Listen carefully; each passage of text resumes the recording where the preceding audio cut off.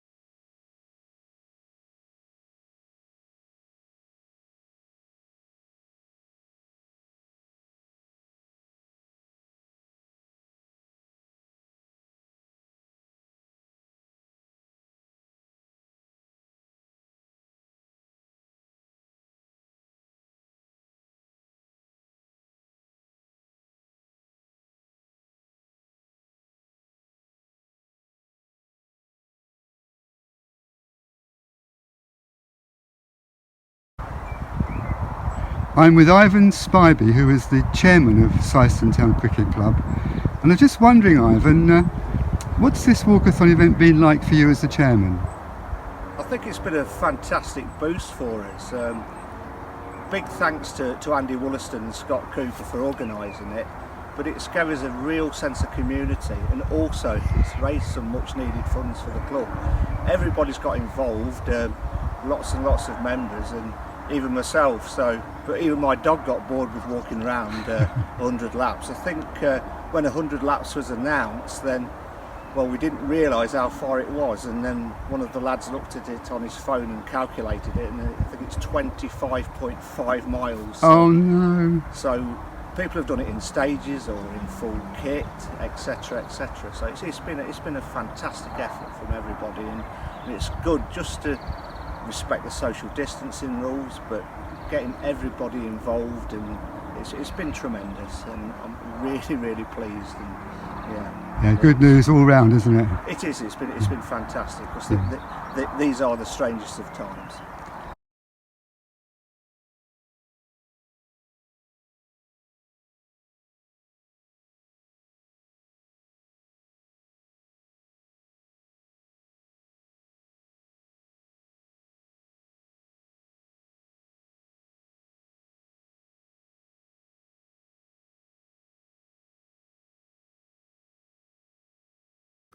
Jack chose to jog a marathon.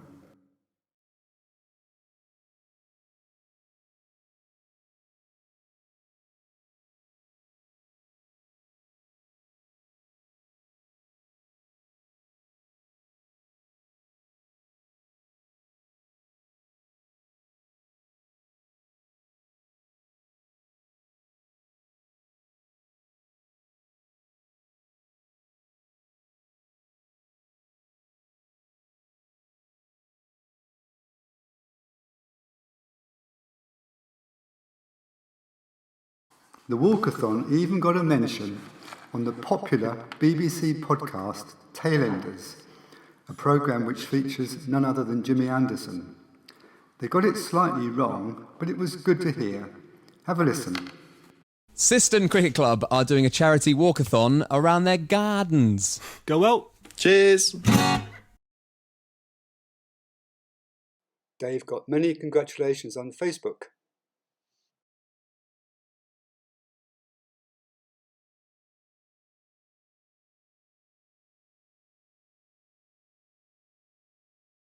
Pete's proof of mileage.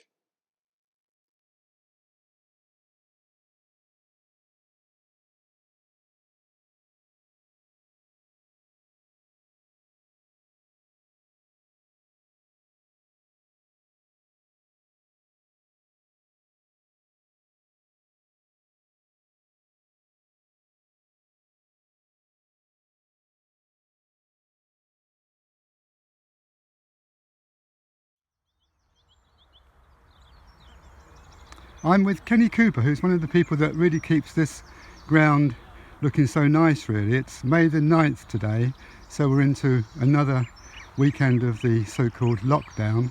Just wanted to ask Kenny, what he's thinking about the present situation with the club. Kenny? I think the club is in a good position. We have good support from our players this season, and everybody's working hard to keep the ground in top class condition, which you have to. You cannot afford to let the ground fall out of condition, because it would be detrimental to the wicket, it would be detrimental to the outfield, and it causes a lot of distress for next season.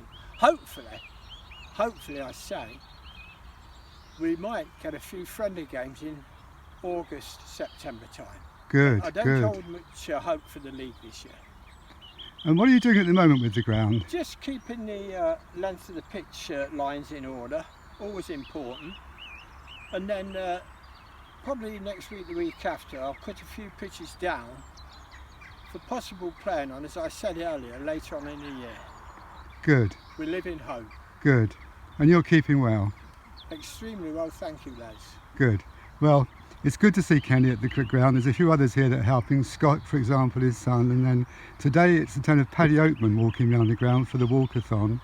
But it's been a difficult time for the club, but they've got some tremendous people here that are keeping it going.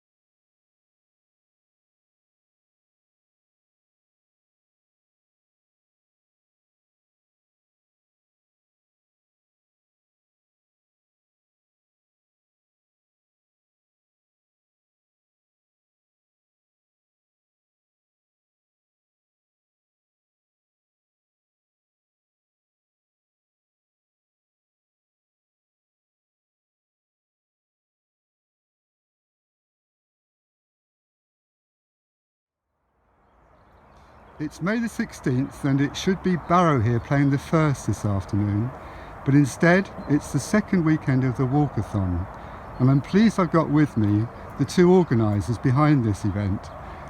Morning both. Morning. Morning, Les. I'd just like to ask Andy, I think you're the person that thought of this, weren't you? Yeah, a couple of weeks back, or say 3 weeks ago, I had the idea of something to do in the lockdown, a bit of exercise, get the team, the members of the club together and raise some money really. And suddenly the idea of a walk.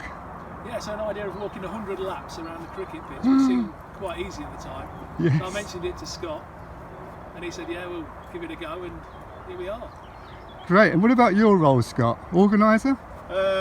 Yeah, and obviously being involved with the club quite a bit longer than Andy, I sort of brainstormed to think the sort of members we could get involved. We initially started at 10, and then I was sort of thinking, because I've done a lot of fundraising down here, I thought, well, could we get it to 20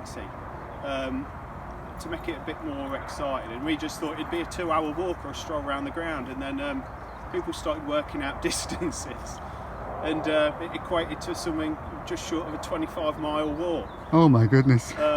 So that sort of got our ears pricked up. I think we could really turn this into a really big fundraiser for the club, and plus keep morale up as well in what were difficult and obviously unprecedented times. Very, very difficult. And Andy, how's it gone? It's gone very well, yeah. The interest and people doing it's been fantastic. What about benefits generally for the club? You've raised a fair bit of money, I gather. Yeah. Initially, we set a target of £1,000. We thought that'd be a target we could realistically hit. Andy mentioned to me if I could then get in and set up a GoFundMe page, which I did within an hour.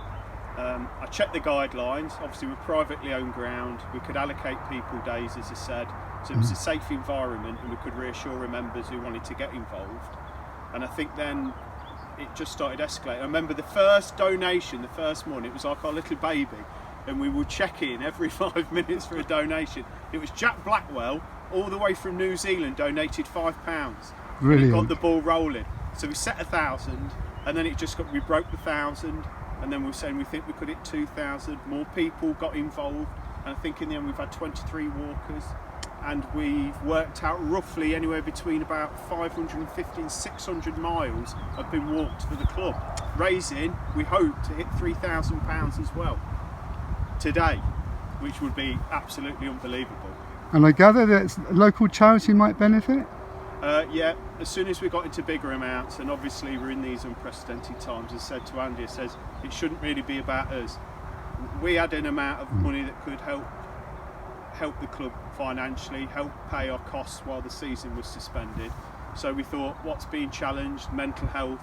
So we're making a donation of 10% of the final amount cleared to Mind charity, which I will sort. And then as we raised even more money, I said, could we get something a bit more local and personal to the club?